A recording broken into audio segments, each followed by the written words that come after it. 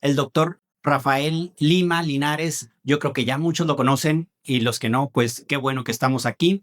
Él es cardioanestesiólogo, hizo la alta especialidad en el Instituto Nacional de Cardiología en el Hospital Ignacio Chávez. Actualmente trabaja como médico adscrito en el servicio de cardioanestesia del Centro Médico Siglo XXI en la Ciudad de México. Él ha estado muy metido, es experto en ECMO, tiene un máster también en ecocardiografía transesofágica, transoperatoria. Prácticamente es un referente en el paciente cardiópata, tanto en anestesia para cirugía cardíaca como anestesia para cirugía no cardíaca. Sin más, vamos a darle un fuerte aplauso y que sea la primera de muchas visitas a Hermosillo. ¿Qué tal?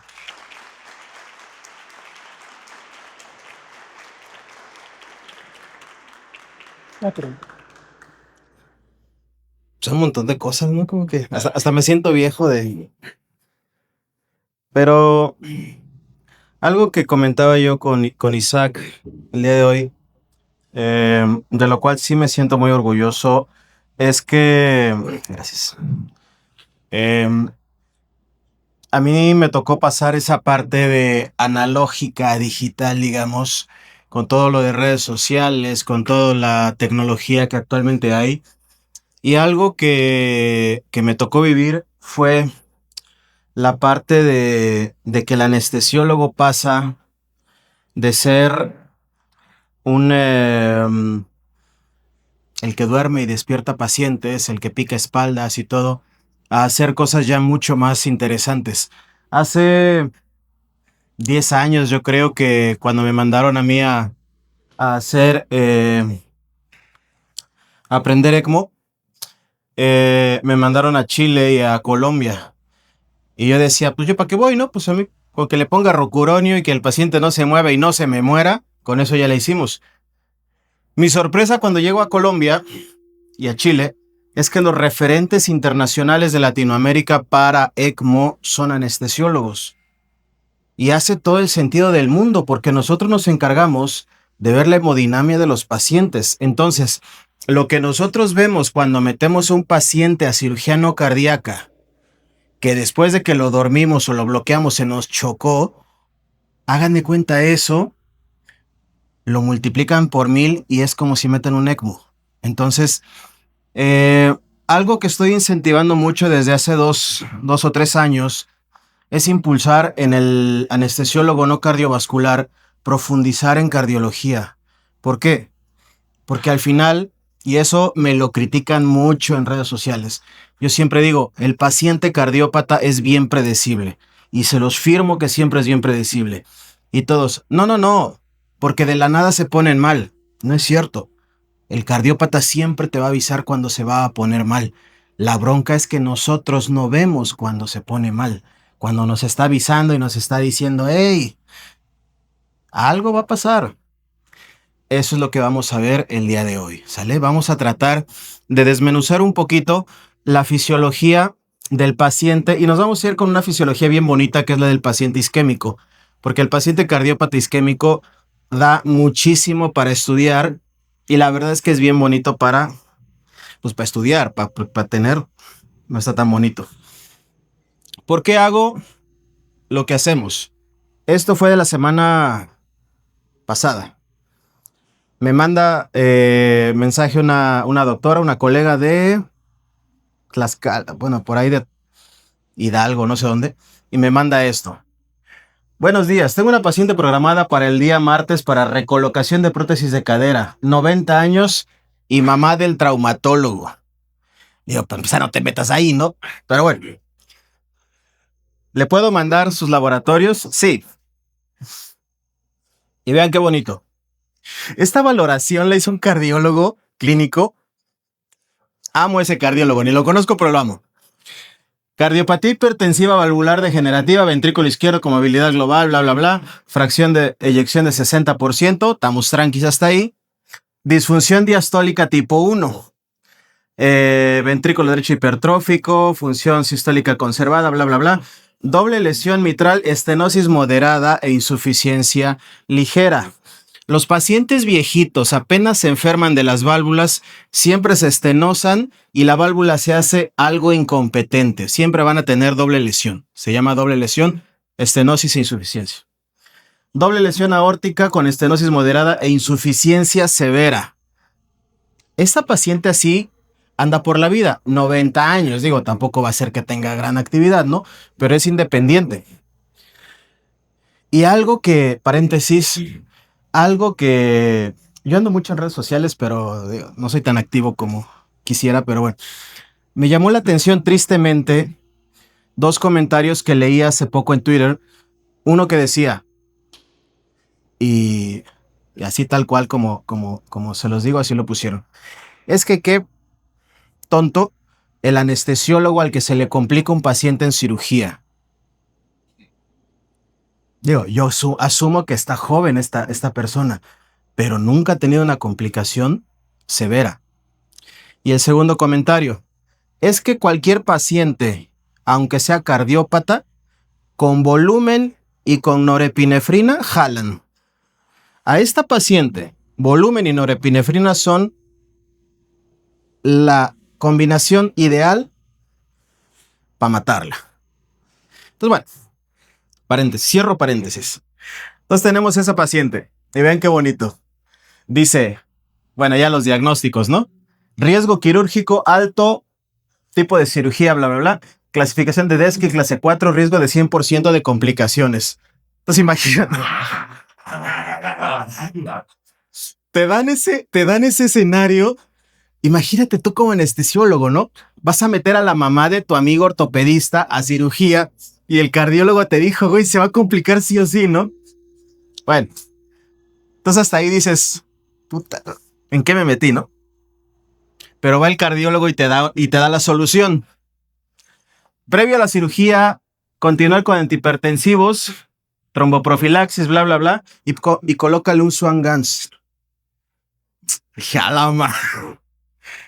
Y dije, no, o sea, ese cardiólogo yo lo amo, donde quiera que esté, ¿no?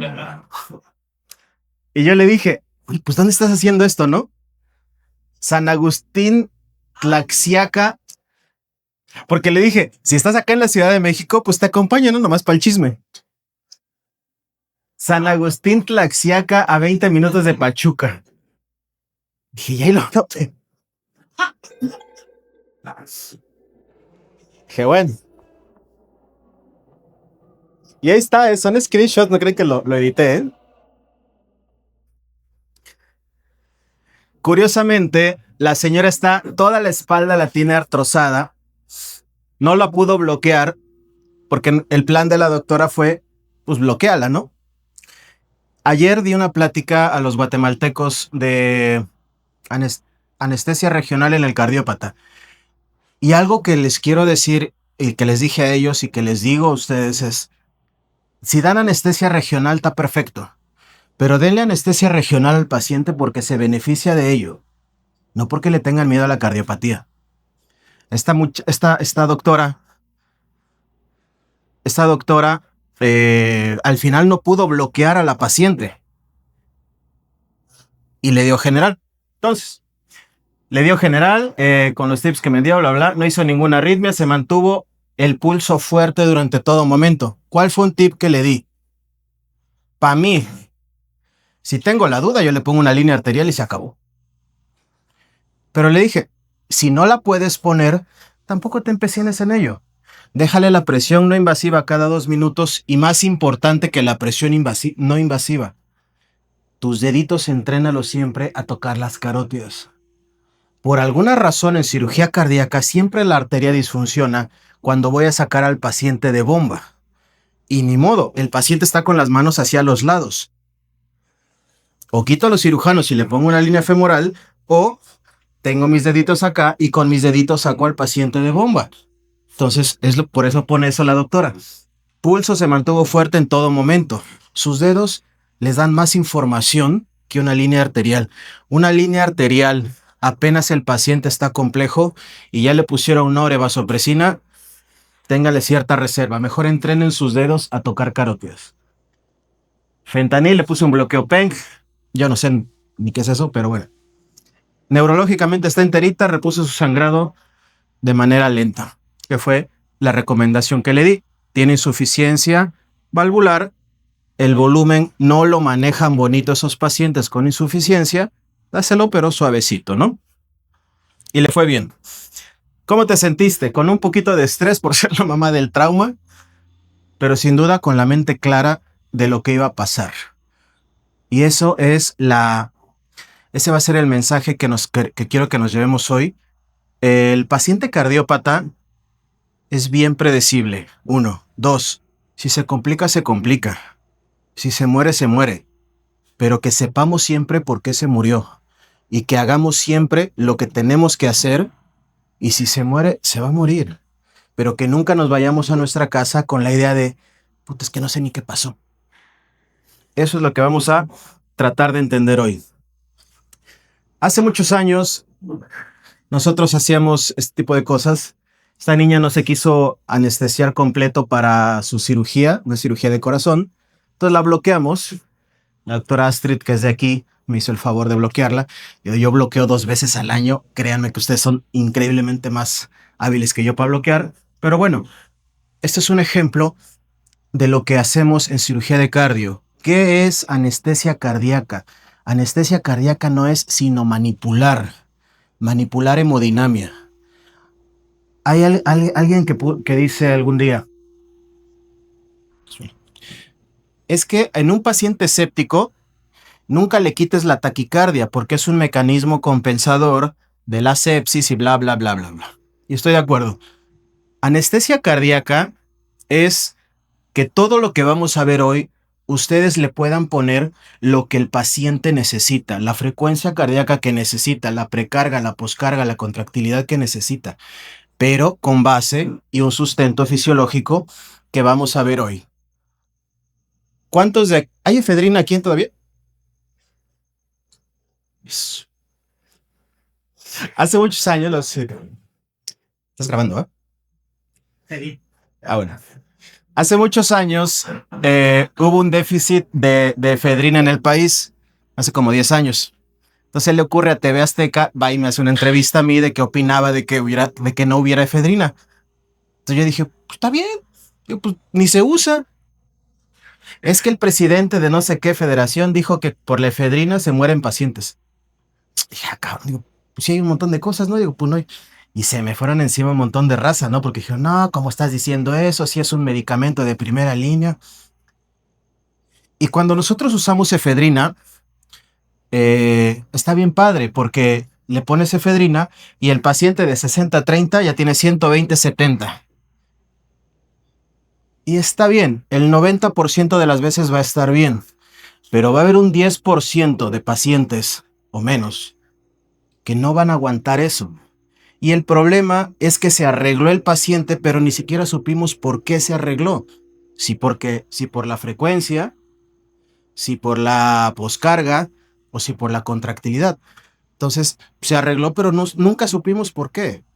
Y eso es lo que a mí de pronto me molesta con mis residentes, de que, no les damos efedrina. Bueno, cuando vi. ¿Por qué suena? Yo creo que está prendido ese. Entonces, el punto es ese, que la efedrina sí es un buen medicamento bonito, pero nos ayuda a arreglar al paciente, estimulando muchas cosas que muchas veces el paciente puede ser que no tolere, un paciente isquémico. Y eso me lleva a mi siguiente pregunta. ¿Cuántos pacientes isquémicos han anestesiado ustedes en el último mes? Bueno, ¿han anestesiado a un paciente isquémico en el último mes? ¿Quién sí, quién no? ¿Quién sí? 1, 2. Comen un montón de carne. Bueno, 3. Siguiente pregunta. ¿Cuántos pacientes diabéticos, hipertensos, obesos, sedentarios han anestesiado en el último mes?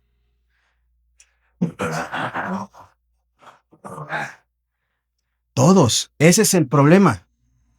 Hay pacientes, y se los juro por Diosito que me está mirando, que yo meto a cardiología, que llegan con presiones de llenado del corazón increíblemente altas, que yo no sé por qué no están en edema agudo pulmonar, Y el paciente súper tranquilo con las coronarias hechas pomada y llegan caminando. Y ese es el problema, que nos llegan a nosotros para apéndice, para cole, para uro, para lo que ustedes quieran. Entonces, así como las red flags que no vimos de nuestra ex, hoy les voy a enseñar a ver ese tipo de pacientes. La patología isquémica es, en México, de lo que más ha evolucionado en los últimos años. Mucho tiene que ver los cardiólogos intervencionistas que andan haciendo tonterías por ahí, pero ahorita les explico eso. ¿Por qué? Cada vez hay más jóvenes que tienen diabetes, hipertensión, son huevones y están gordos. Ni modo, la verdad.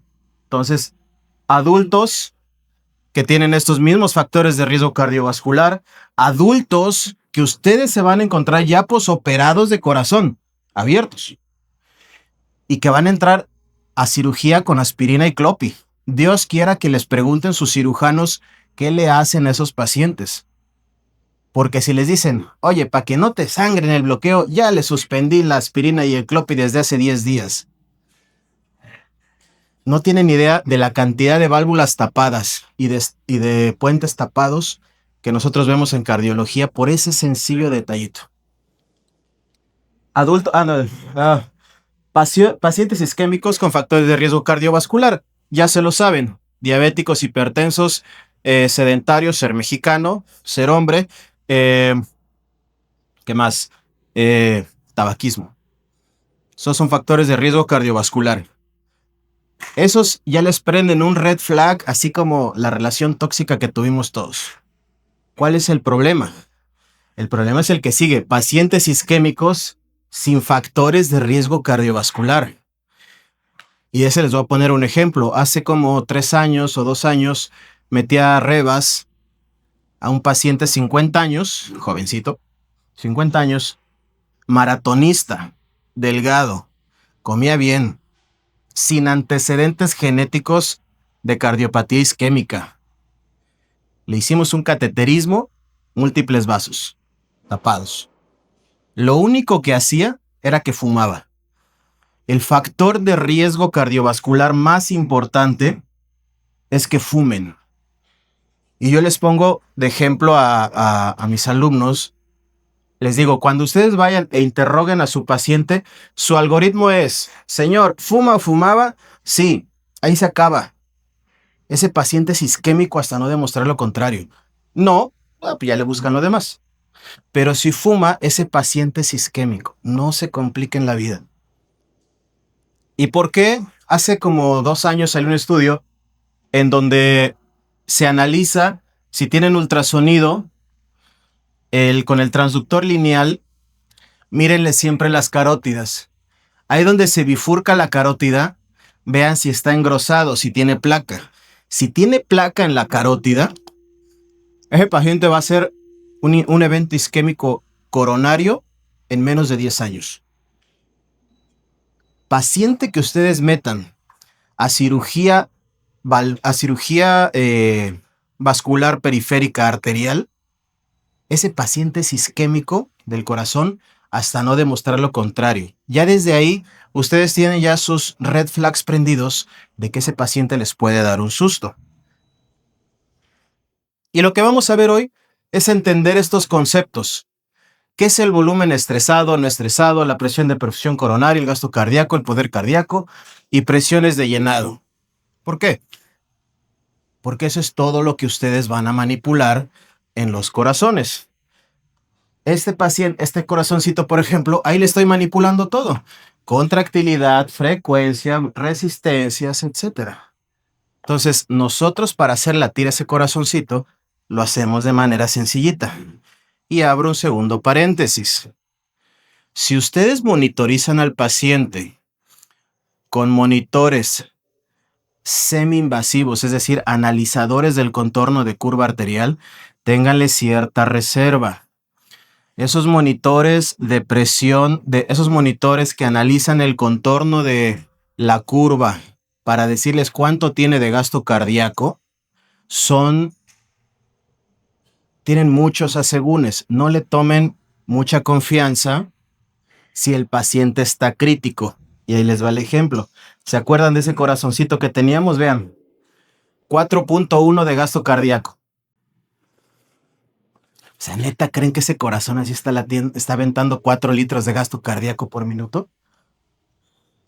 Los analizadores del contorno de curva para determinar el gasto cardíaco en pacientes críticos, así tajantemente se los puedo decir, no sirven. Sirven cuando el paciente no está complejo. Cuando no está complejo, póngalo aquí. Pero en un paciente complejo, téngales mucha reserva. Nombres, Acument y FlowTrack. Esos dos monitores, ténganle mucha reserva. Hace años Edwards me vetó porque no quise promocionarlos. Bien, continuamos. ¿Qué es la presión de perfusión coronaria? La relación que hay en la presión que ustedes tienen en su aorta y la capacidad que tiene el corazón de dejarse perfundir. Eso se llama presión telediastólica del ventrículo izquierdo. Es decir, qué tanta fuerza hay en la aorta y qué tan fácil el corazón se deja perfundir. Ajá. Eso se llama presión de llenado del ventrículo izquierdo o presión telediastólica del ventrículo izquierdo. O si la doctora con la viejita le hubiera puesto un SWAN, presión capilar pulmonar o presión en cuña, como ustedes quieran. Siguiente concepto, gasto cardíaco. ¿Por qué nos interesa saber el gasto cardíaco del paciente? Porque eso es tomar la información del paciente para manipular lo que yo quiera. ¿De qué depende el gasto cardíaco? Volumen sistólico por frecuencia cardíaca. ¿De qué depende el volumen sistólico? ¿De qué tanto se llena el corazón? ¿De qué tan difícil es que el corazón expulse su volumen? ¿Y de qué tan fuerte está el corazón para expulsar su volumen? Hasta ahí nos vamos a quedar y ahorita lo vamos a desmenuzar un poquito más. ¿Por qué nos importa la PVC? La PVC, todos la despreciamos y todos decimos, ay, no, ¿para qué sirve? Que no sé qué, que no sé qué. Quédense con este concepto. No es lo mismo. Si ustedes tienen 80 de media aquí, no es lo mismo con 80 de media perfundir a un peladito que tiene 5 de PVC a 30 de PVC. Muchas veces ustedes van a tener un paciente con 80 de media y algo que siempre les digo, el 80 de media y las mentiras de su ex es lo mismo. Es una falsedad bien grande. Entonces, pueden tener un paciente con 80 de media y el lactato para arriba y deja de orinar eso se llama incoherencia hemodinámica. Porque lo que no estamos viendo es que el paciente tiene 30 de PVC. Entonces, no es lo mismo perfundir con 80 de media, 30 de PVC, que 5 de PVC. Entonces, desde ahí ya vamos entendiendo por qué son importantes las presiones de llenado. Presiones de llenado del lado derecho, PVC. Presiones de llenado del lado izquierdo, presión capilar pulmonar o PCP. ¿Sí? O los hice bolas. Bien. No les voy a complicar la vida. PVC y PCP o presiones de llenado es qué tan fácil el corazón manipula el volumen que le está llegando. En efecto, PVC no representa el volumen que tiene el paciente, representa qué tan bien está manejando ese volumen que le está llegando. Corazón derecho PVC, corazón izquierdo PCP. Si ahorita a todos ustedes les apago el corazón y se quedan sus vasitos llenitos de sangre, ese se llama volumen no estresado. Y este es el ejemplo clásico. Vamos a usar este ejemplo de una señora que se nos murió. Este ritmo es una taquicardia polimórfica. La paciente está en bomba, pero ya se murió. Tanto el circuito de la bomba como el de la paciente está lleno de sangre. Y vean, mientras yo no le interponga una bomba, ya sea mecánica o una bomba biológica, un corazón, más o menos el paciente va a tener entre 12 a 20 milímetros de mercurio. ¿Qué pasa cuando yo le pongo una bomba.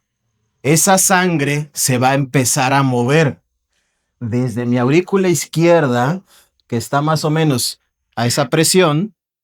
El corazón va a hacer tanta fuerza para convertir ese 12 a 15 de presión en 80 de media.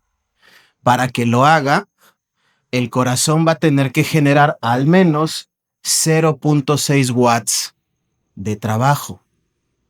Apréndanse ese número así como si fuera el Padre Nuestro, 0.6 watts. El lado derecho, como es un poquito más fácil de perfundir los pulmones, solo tiene que generar 0.2 watts. Vamos a quedarnos con esa idea. Ahorita van a ver por qué es importante.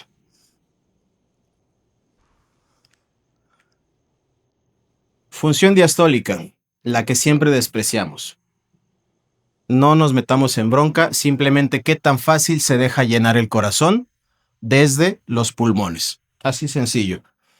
¿Por qué es importante? Porque esta función diastólica también consume energía.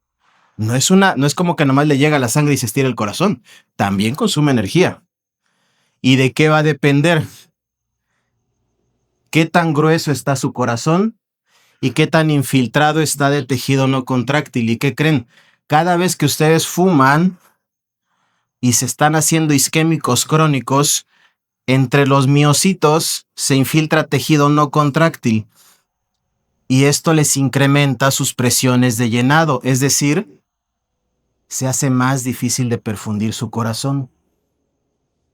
Entonces ya desde ahí van estructurando. Ok, ya le pregunté al paciente si fuma, dice que sí. Entonces yo voy a asumir que tiene presiones de llenado altas, es decir, no se va a dejar perfundir ese corazón tan bien.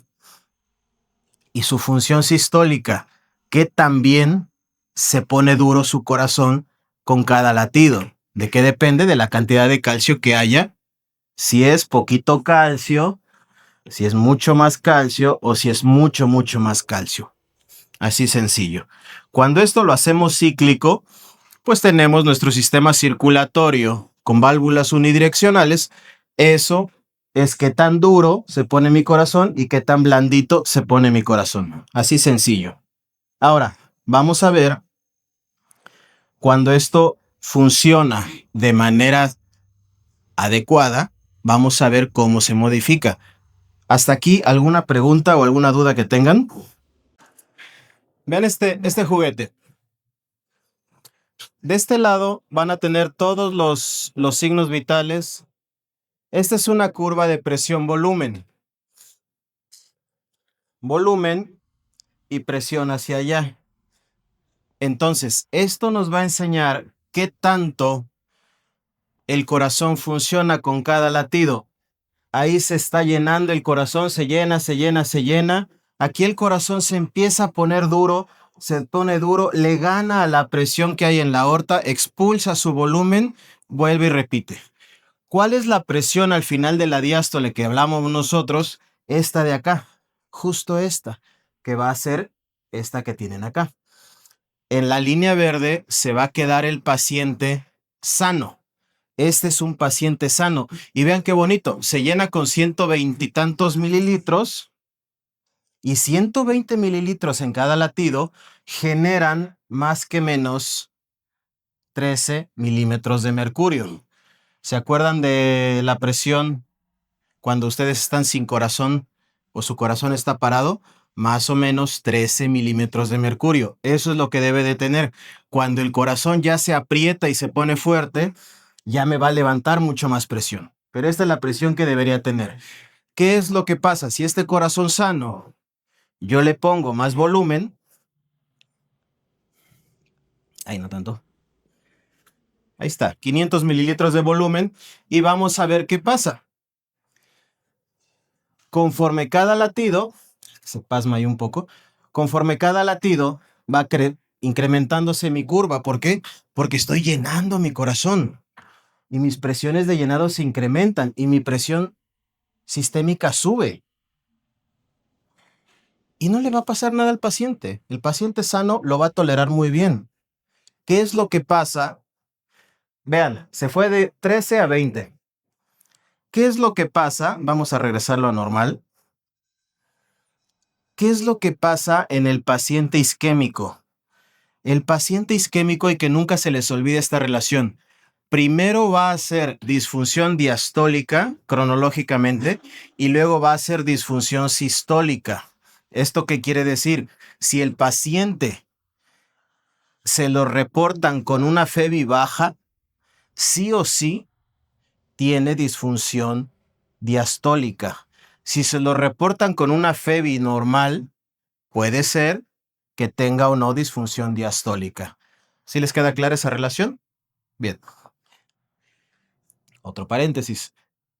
Ahorita que está bien de moda que les hacen eco y les hacen eco del hígado y esto, y ustedes ven la colapsabilidad de las cavas. Cuando el paciente crónicamente enfermo, cardiópata, lo lleva un buen cardiólogo, dentro de su manejo,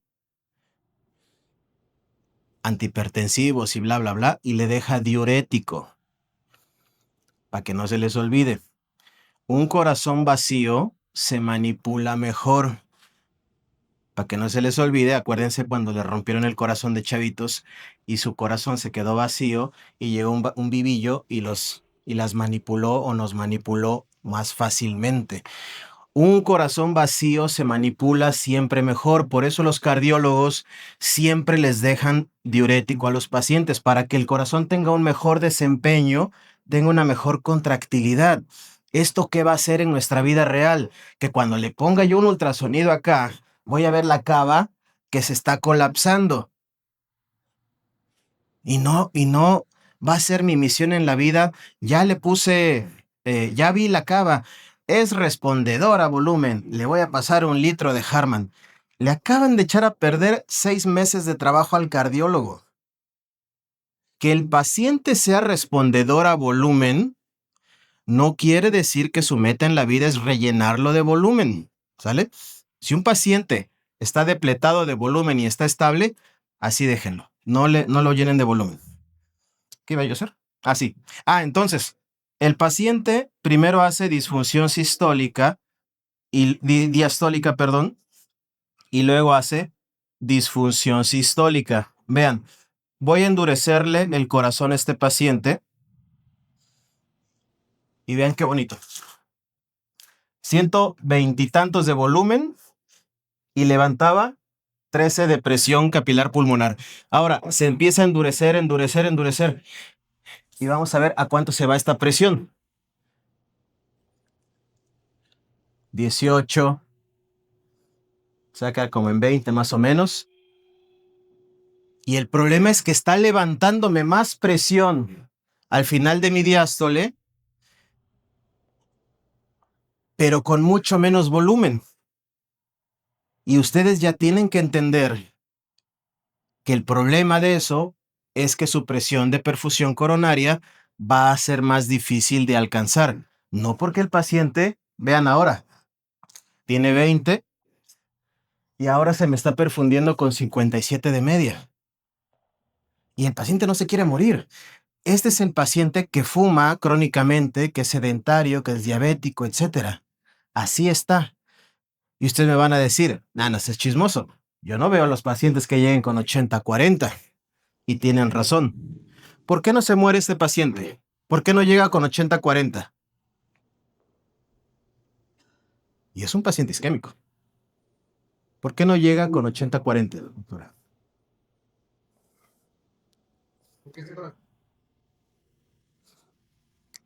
El corazón se está adaptando. ¿Cómo se adapta? Tienes presión aórtica, solito mejora su presión de perfusión coronaria del sistema. Esta presión al final de la diástole representa cómo se infiltra de tejido no contráctil su corazón. A eso yo no le puedo hacer nada, ya se jodió, así está. Lo que hace el corazón entonces, si la presión telediastólica yo ya no la puedo manipular, lo que sí puedo manipular es la presión de la aorta. Eso sí. Entonces, ¿qué hace el corazón? El sistema se vasoconstriñe, genera una densidad de receptores alfa 1 muy grande y el paciente vive vasoconstriñido. Entonces, va y levanta sus resistencias sistémicas. Y el paciente, gracias a sus resistencias sistémicas, empieza a mejorar su presión sistémica para ganarle a esta. A esta ya no le pueden hacer nada. Y ahorita van a ver lo importante de eso. Presión sistémica, presión al final de la diástole. Y gracias a eso el paciente no se muere. Claramente, somos mexicanos y nos valió madre el tratamiento y el paciente ahora empieza a hacer disfunción sistólica. Y vuelve otra vez. Y el paciente empieza a vivir. Vean cómo se fue haciendo hacia acá y ahora mi curva se hace mucho más chiquita. Y el paciente se empieza a hipotensar. Y sigo con presiones de llenado altas. ¿Qué es lo que hace? El paciente sigue sin quererse morir. Entonces, levanta mucho más sus presiones, sus resistencias sistémicas. Vean, en verde está el paciente sano. Y este es el paciente cardiópata isquémico crónico que les llegó con 26 de FEBI. Entonces ustedes ya tienen que tener en la cabeza que si les reportan a un paciente, que así les diga el paciente, a mí jamás me ha dolido el corazón, doctor. Ok, ¿fuma? Sí, se fregó. Es isquémico. Y le hacen un eco y le reportan 26 de FEBI, o 30, o 40, ya ustedes ya saben que ese paciente no tiene presiones de llenado bajas. Es decir, es un paciente que no se deja perfundir adecuadamente. ¿Y cuál es el problema? Que nosotros lo que vemos es esto. Si bien nos va, y si tenemos línea arterial, lo único que vemos es esto. ¿Quién es residente de aquí? ¿Ahí? Claro. Cuando bloquean a un paciente, todavía le ponen carga de una carguita. Sí. Cuando yo era residente me decían, ponle una carguita para que aguante el bloqueo. Y ahí voy. Y le ponía yo medio litro. En aquel tiempo me decían, con medio litro jalan. Vamos a ponerle medio litro de volumen. Ahí está. Y yo lo que veía, si bien me iba y tenía yo línea arterial, pues de entrada veía al paciente hipertenso, ¿no? Y yo decía, puta toda madre, pues qué, o sea, va a aguantar el bloqueo sin bronca, ¿no? ¿Qué hace el bloqueo neuroaxial sobre la hemodinamia del paciente? Tengo mis variables, precarga, poscarga y contractilidad. ¿Qué es lo que más me afecta? Las resistencias, o sea, la poscarga, parte de la poscarga. Y vean qué pasó con su presión sistémica. Está toda madre, ¿no?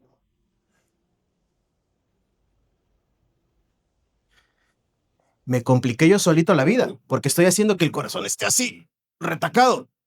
No se deja perfundir adecuadamente, pero como tiene 130 de media, no le pasa nada. Entonces yo llego y le pongo mi bloqueo, yo que bloqueo 2 veces al año. ¿Y qué hago? Le tiro la sobrecompensación a expensas de la cual vive el paciente. Y ustedes ya no tienen que estar pensando en su presión sistémica. Ustedes ya tienen que estar pensando en presión de perfusión coronaria. ¿Qué hicieron? El 40 no lo manipularon. El 40 sigue igual. Pero ahora están perfundiéndolo con 70 y ni siquiera se hipotensó tanto. ¿Cuántas veces después de que bloqueamos un paciente, lo volteamos y tiene 60-30? Ese 60-30 no puede perfundir a 40 de presión al final de la diástole. Ahí es cuando lo voltean, el paciente empieza a escupir sangre y dicen, no chingue, se puso de mal de la nada. No se puso mal de la nada. El paciente, y esta regla apréndensela bien bonita. Una vez que ustedes duermen o bloquean a un paciente, como convencionalmente lo hagan, y después de que lo bloquean o lo duermen, el paciente tiene un colapso hemodinámico muy agresivo, ese paciente depende mucho de resistencias y ustedes se las abatieron. ¿Qué es lo que tienen que hacer? Pues regresarle sus resistencias, ¿sí? Pero de manera agresiva. Conforme el paciente se comporte más agresivo cuando ustedes lo anestesian, más agresivos deben ser ustedes para regresarle esto. ¿Por qué? Porque 70 todavía me puede perfundir 39. Pero si en 70 se me va a 50, en nada ese paciente me va a hacer edema agudo pulmonar. ¿Qué es lo que está pasando? Ese paciente no está teniendo una buena presión de perfusión. Vean, estamos acá. Ese paciente está a nada de hacerles un edema agudo pulmonar. Simple y sencillamente porque le administramos volumen. Ni siquiera le hemos hecho otra cosa más que administrarle volumen y bloquearlo. Así de importante es lo que nosotros hacemos con este tipo de pacientes. Entonces, ¿qué es lo que tengo que hacer? Uno, le tiro su volumen. Voy a hacer que este paciente lo voy a poner a orinar y voy a hacer que este 40 se me caiga. Cuando lo hago, acuérdense, corazones vacíos se manipulan más fácil. Cuando lo hago, ya voy a tener chance de a este paciente regresarle lo que le hice. Regresarle las resistencias a expensas de las cuales vive el paciente. Ahora, ¿están de acuerdo conmigo que la norepinefrina aumenta el volumen de los pacientes? ¿O no? ¿O solo es un vasopresor? La norepinefrina, cuando constriñe las arterias o las arterias distales, esa vasoconstricción genera que el volumen que está ahí distal se le vaya al corazón. Entonces, cuando ustedes administran ese tipo de vasopresores, le están dando también una precarga al corazón. Entonces ya manipularon su precarga y su poscarga. De manera sencilla, ¿qué es lo que tienen que hacer entonces? Regresarle a ese paciente lo que ustedes quieren. Ahora vean qué bonito. Esto lo puedo, si se me choca ahí este paciente, esto lo puedo perfundir como si nada, sin problemas. Y ya tengo 100 de media. Entonces lo que les decía, el 80 de media es la falsedad más grande que hay después de las mentiras de su ex. Pónganle 80 de media al paciente como quieran, lo pueden hacer, pero háganlo con lo que le toca. Si yo le pongo efedrina a este paciente, claro, le puede alcanzar el 80 de media también, pero yo no supe con qué. Entonces ahora ustedes ya en su algoritmo, en su mente, ya tienen bien claro. Tengo un paciente isquémico. ¿Cómo sé que es isquémico? Porque fuma. Y tiene factores de riesgo cardiovascular, diabético, hipertenso, trae todo el pack. Es isquémico, ya sé que tiene presiones de llenado altas. Mi misión va a ser que la relación entre esta presión sistémica y sus presiones de llenado esté desbalanceada a favor de que se perfunda mejor el corazón. De esa manera ustedes nunca van a tener problemas con este tipo de pacientes. Y ni siquiera le he estimulado su contractilidad. Solamente le regresé con un vasopresor lo que yo le quité. ¿Cómo lo hacemos en la vida real?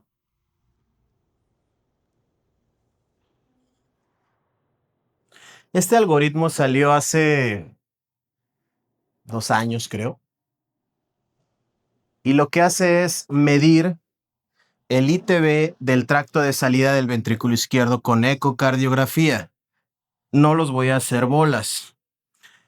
El ITB o la integral velocidad-tiempo solamente es apuntarle al corazón y que con Doppler pulsado me diga el ecocardiograma que también está expulsando sangre el corazón en cada latido. ¿Y eso de qué me va a servir? Eso se ve así. Ese es el tracto de salida del ventrículo izquierdo, esta parte. Ahí le voy a aplicar Doppler pulsado que es una aplicación del eco, y me va a decir, con cada latido tienes un ITB de tanto.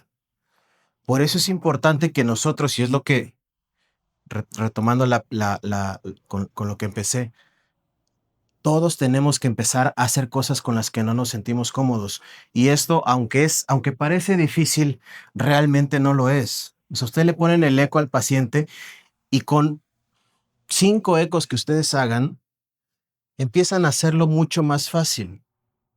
Entonces, yo saco el ITB de ese paciente y dime. Cardíaco. Ajá. Y nosotros, por ejemplo, cuando metemos ECMO, pacientes ECMO, honestamente ni siquiera vemos el gasto cardíaco. Lo único que vemos es ITB. Y es todo lo que ustedes necesitan. Y se lo simplifico así. Ustedes tienen un ITB cerca de 0, cerca de 10 o cerca de 20. Si está cerca de 20, así para que no se les olvide, cerca de 20 estamos contentos, cerca de 10 más que menos, cerca de 0 no estamos contentos. Con eso ustedes pueden determinar 2 cosas, la cantidad de volumen que tiene el corazón y la capacidad contráctil que tiene el corazón. Y vean qué sencillo. Si tengo 10 de ITB y yo veo el corazón que está así, lo que le falta es volumen. Si yo tengo 10 de ITB y veo que el corazón está así, le falta contractilidad.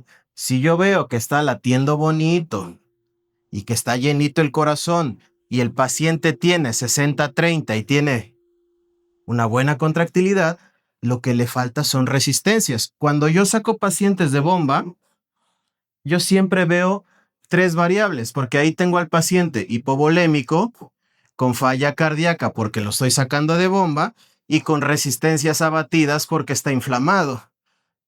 Entonces, ¿qué hago? Le regreso volumen al paciente, se empieza a llenar, le dejo resistencias y vuelvo y analizo mis 3 bolitas. ¿Qué tanto volumen tengo? ¿Qué tantas resistencias tengo? ¿Y qué tanta contractilidad? Ustedes tienen que hacer lo mismo en cirugía no cardíaca. Ya acabo de bloquear al paciente y se me chocó. ¿Qué hice? Le quité sus resistencias, ya le regresé sus resistencias, ya le puse vasopresor y sigue chocado. Ahora vuelvo a ver mis otras variables, volumen o contractilidad. Y así van a estar revisando esas 3 variables siempre. Este es un ejemplo de una paciente de la vida real. Y fíjense, se los voy a poner, déjame ver si tengo ya sé cómo. Es un caso de la vida real, que pasó en un hospital allá en la Ciudad de México. No voy a decir en cuál para no quemar al hospital. Paciente femenino, 37 años, previamente sana, homosexual. ¿Y por qué pongo que es homosexual? Porque fue fertilización in vitro, producto valioso. Llega el anestesiólogo, previamente sana, totalmente sana. Llega el anestesiólogo, la bloquea, se choca. Como ya no hay efedrina, le pone un bolo de Nore. No sabemos de cuánto. Lo que sí sabemos es que después del bolo de Nore, se le va a 230 la sistólica. Le genera algo que se llama cardiomiopatía por estrés o síndrome de Takotsu. Bueno, en su desesperación, agarra y le pasa un bolo de dexmedetomidina. Acuérdense que la dexmedetomidina en bolo hipertensa más todavía. Hipertensa más y se mete en paro y, pues bueno, ya. Se metió en paro, hizo edema agudo pulmonar, etc. Esa paciente es esta de acá. Ya una vez que la tenían ahí en el hospital, pues van y me hablan para que la pongamos en ECMO.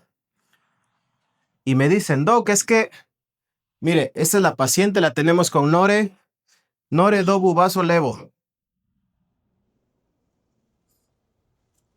Y la tenemos con 130, 70, 152 de frecuencia y bla, bla, bla. Previamente sana y lo que ya les dije. ¿La ponen en ECMO? ¿Sí o no? ¿Ustedes qué harían? ¿Quién la pondría en ECMO? ¿O dejamos que se muera? Y se hace código Mater. Y me hablan y la tienen con este monitor. Y yo llego y la veo 7.7 de gasto cardíaco. Digo, mira, ese es un analizador del contorno de curva, por eso les digo que esas cosas no sirven. Y ahí está, miren, en tiempo real, 7.7, 130/70. Le digo, mira, si yo le pongo el ECMO ahorita a esta paciente con 7 de gasto cardíaco, además de que voy a hacer el ridículo, el seguro no te lo va a pagar. Vamos a hacerle un eco. Y este era su corazón en ese momento. ¿Neta creen que esa contractilidad jala 7 litros de gasto cardíaco? Ni de loco. Por eso tenemos que saber hacer eco. Entonces voy y le hago un eco a este paciente y tiene, ¿cuánto creen que de ITB? 5 de ITB.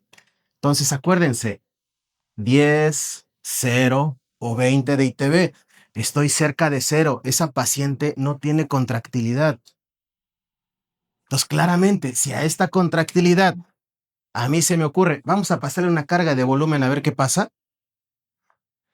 ¿no? Por eso, nosotros siempre tenemos que jugar con estas variables, que nunca se les olvide. Estas son las variables de las cuales depende el gasto cardíaco.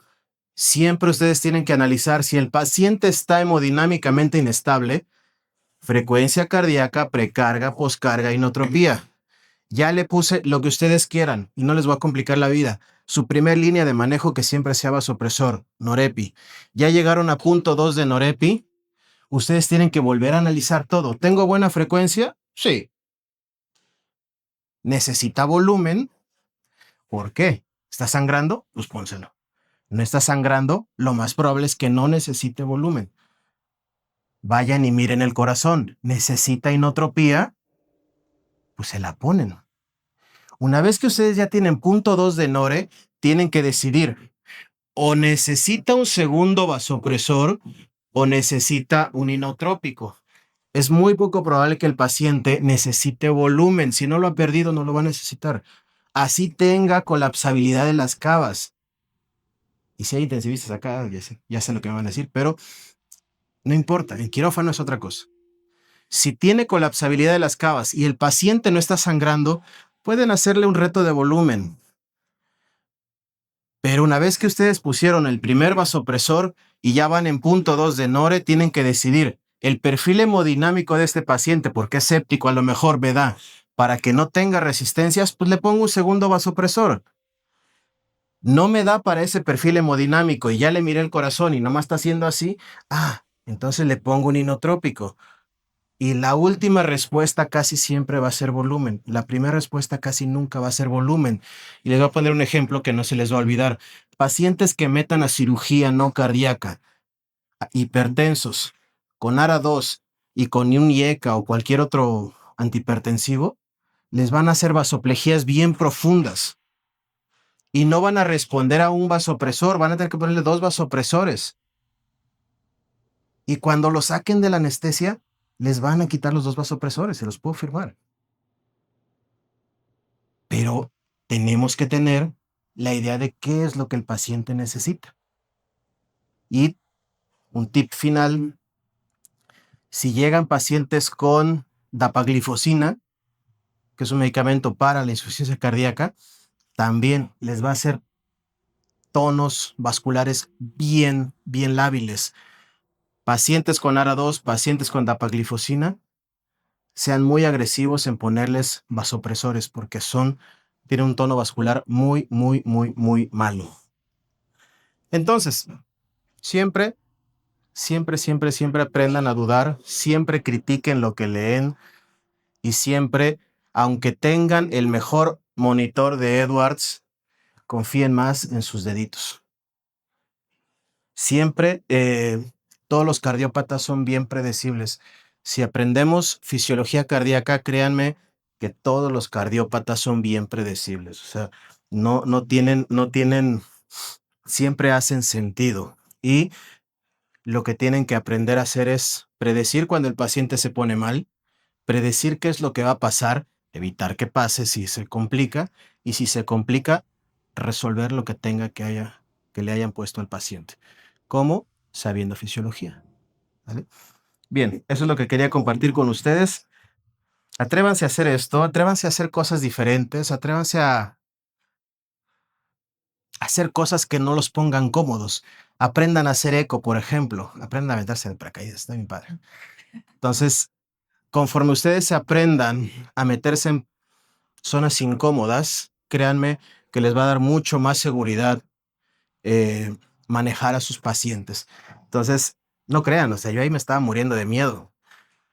Pero el punto es ese, o sea, salir de nuestra área de confort siempre nos va a ayudar a hacer cosas más bonitas y cosas que para nuestro paciente son mucho más seguras.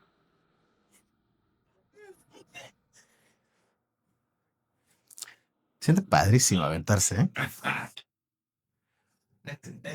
¿Eh? Cuautla. Bien, gracias. Esto es lo que quería compartir con ustedes. Sí.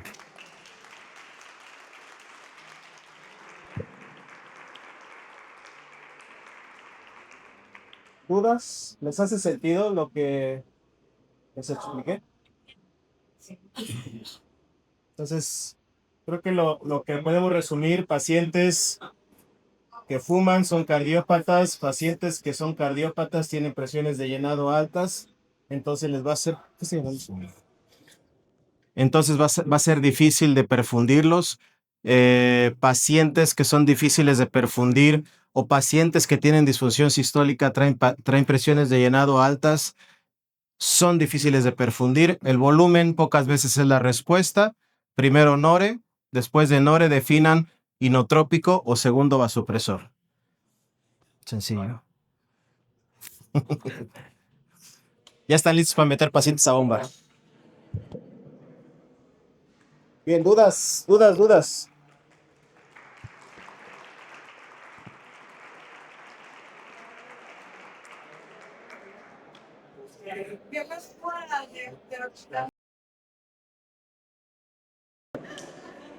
Bueno, dice la doctora, ¿qué pasó con la del hospital? Llega la terapia intensiva después del paro. Ahí les va otro tip. Jamás un catéter venoso central es una urgencia. Jamás. A mí me toma cronometrado 50 segundos poner un central y lo hago nomás por jugar, pero jamás es una urgencia. Bueno, sale de paro la paciente de la cesárea y todo. Llega a la terapia bien don chingón, le pican el cuello, no le pueden poner un central, le pican la subclavia, le ponen el central y todo, y le dejan Nore, vaso, do, bulevo por el central. Llegamos, la metemos en ECMO, jala bien. Oh, sorpresa, el catéter está arterial y no está venoso. Sale de ECMO, la cardiomiopatía por estrés en 3 días está fuera, está recuperado. La sacamos de ECMO, la bajan a la tomografía, tiene medio cerebro fundido por el catéter que le estuvieron inyectando vasopresora a dosis supranormales por 4 o 5 horas. Recuperó, al final le hicieron craniectomía descompresiva y todo, quedó con cierto déficit neurológico, sobrevivió, pero era una cesárea previamente sana. Vean el impacto tan grande de lo que hacemos. O sea, digo, gracias a Dios, mis pacientes saben que se van a morir o que se pueden morir, pero una cesárea y luego en esas condiciones hay extranjera para acabarla de joder. Así de importante es el impacto de lo que hacemos. ¿Saben usar bolos de Nore? ¿Sí? ¿Bolos de Nore?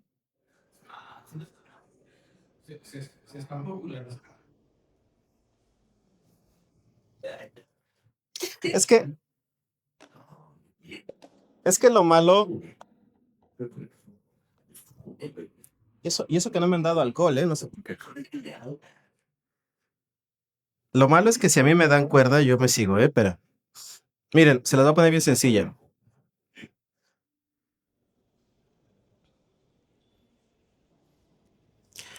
Y créanme que si lo hacen así, así es como yo lo hago y créanme que es una forma muy segura y muy bonita de trabajar con ello. Hagan si quieren, porfa, échenme la mano con una calculadora. Una ampolleta de Nore trae 4 miligramos, ¿sí? Una ampolleta de Nore la diluyen en 250, en una solución de 250. ¿Cuánto nos queda? 4 entre 250, ¿cuánto es? ¿Cuánto? 4 entre 250, ¿cuánto es? 0.016 miligramos en cada mililitro, ¿sí? Toman de aquí 4 mililitros. ¿Cuánto es 4 por 0.16?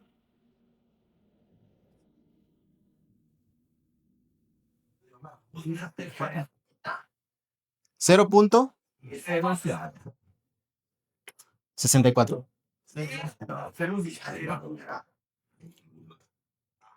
miligramos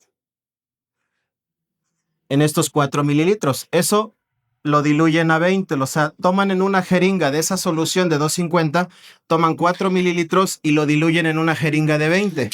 ¿Cuánto es 0.64 entre 20? 3 microgramos en cada mililitro de su jeringa de 20. O sea, en una jeringa de 20 mililitros, yo tengo 3 microgramos en cada mililitro. Un bolo de 5 a 10 microgramos es una dosis bastante buena para resolver la mayoría de las hipotensiones que generamos con un bloqueo, con una inducción agresiva o lo que sea. Ajá. Entonces, así se usan de manera segura. No hagan lo que el anestesiólogo sepa Dios cuánto le habrá pasado, ¿no? En su desesperación seguramente le pasó un bolo muy agresivo de Nore. Se le fue para arriba, ¿no? ¿Ah? Son transitorias. Son transitorias. La bradicardia que genera la Nore usualmente son bradicardias sinusales.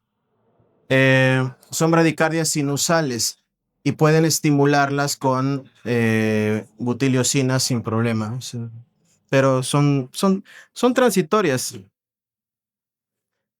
Y ahí les va otro tip para cuando duerman pacientes.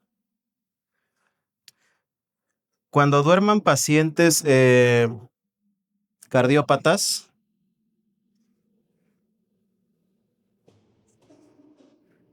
déjenme ver si encuentro.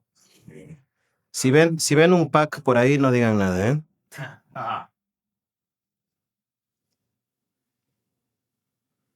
¿Usan Dexme para inducir pacientes? Ajá. Vean este caso y prometo que yo me voy. La Dexme en bolo estimula un receptor alfa 2 que es postsináptico. Es decir, la Dexme en bolo funciona como alfa 1, como si pusieran un bolo de Nore. Este paciente es un paciente cardiópata isquémico joven en el cual yo quiero mantener el perfil hemodinámico que necesito, es decir, resistencias altas para mantener presión de perfusión coronaria y frecuencia cardíaca bajita. Para este punto, apenas estaba viendo la dosis de la Dexme. Eso es Dexme. ¿Sí la vieron? De 100, pero apenas estaba yo aprendiendo. Propo. Estamos con 47 de frecuencia. Fenta. ¿O quién se habrá sido? No, era Fenta, creo yo. Empezamos con 140-80. No digo que hagan eso tan así, pero ahorita les voy a explicar cómo funciona. Lo que quiero que vean es cómo el perfil hemodinámico se me va a lo que yo quiero. resistencias altas y ahí le pasé más propo todavía porque era un pelado como de 95 kilos y no se dormía con el propo. Ahí va más propo, rocuronium y vean, está despierto y ya le había pasado propo. Y ahí va la frecuencia para abajo y la presión para arriba. Ese es el perfil hemodinámico que quiero. Si ahí se hubiera quedado estaba perfecto. Claro, la frecuencia cardíaca se me va súbitamente hacia abajo. Cuando metan pacientes con perfiles hemodinámicos que dependan de resistencias, pueden hacer esto. Dosis que pueden usar mujeres 30 microgramos, hombres 40 microgramos. Obviamente este paciente no quiero, o sea, no les digo que hagan eso porque van a llegar aquí. Ahí.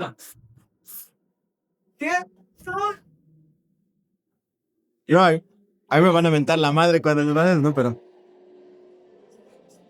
si se dan cuenta, ahí empieza a subir, mira. Y si se dan cuenta, siempre se queda en sinusal. Siempre está en sinusal. Y ahí va para arriba, solito. Entonces, esto es lo que les decía. Saber predecir qué va a pasar. Y ustedes pueden manipular al paciente. O sea, cuando metemos a los pacientes en ECMO, literal, les pongo el gasto cardíaco que yo quiero, las resistencias que quiero, el volumen que quiero, la frecuencia que quiero. Es lo mismo en todos los demás pacientes. Siempre es lo mismo. Entonces, en pacientes, mujeres, 30 microgramos de dexmembolo, los duermen y no les va a pasar absolutamente nada.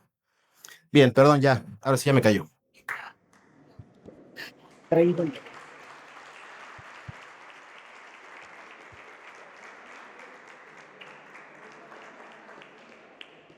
Ahora sí a beber.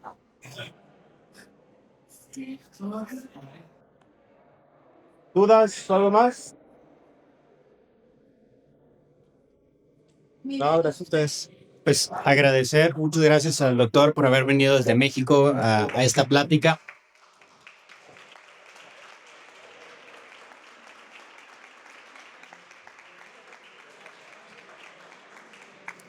Síganlo también en redes sociales como Doctor ECMO, le está dando también, da muy buenos cursos, tiene un diplomado, lo aprovecho para darle publicidad, tiene un diplomado de 4 meses, me comentaba, para que es prácticamente la mayor parte es en línea, pero cierran haciendo ecos y está la parte práctica importante también, ¿no? No sé si quiere comentar un poco y que lo contacten también por si quieren más información. Sí, miren, el diplomado va de esto que vimos ahora, obviamente mucho más a profundidad y en el estenótico valvular, en el insuficiente valvular, en la TEP, etcétera. Créanme que si saben fisiología, es bien predecible todo. Entonces, vemos eso y en los talleres vemos accesos vasculares con unos maniquís, con ultra, sin ultra. A mí me pueden decir lo que quieran de que, ay, no es que las guías dicen que a fuerza con ultra. Mientras en todo el país no haya ultrasonidos, yo voy a seguir enseñando a poner los catéteres sin ultrasonido. Y gentes de otros países me llegan y me critican y todo. Me da igual. Yo les enseño lo que sirve. Si les sirve poner catéteres sin ultrasonido, mis fellows, por ejemplo, de cardioanestesia, no usan ultrasonido sino hasta diciembre. Ella que fue mi residente. Entonces les enseño lo que sirve, o sea, y muchas cosas de las que yo hago no están escritas. Entonces, eso es lo que nosotros les transmitimos. Carlito fue. ¿Te gustó? Sale, pues muchísimas gracias y ahora sí, yo creo que a cenar. Gracias.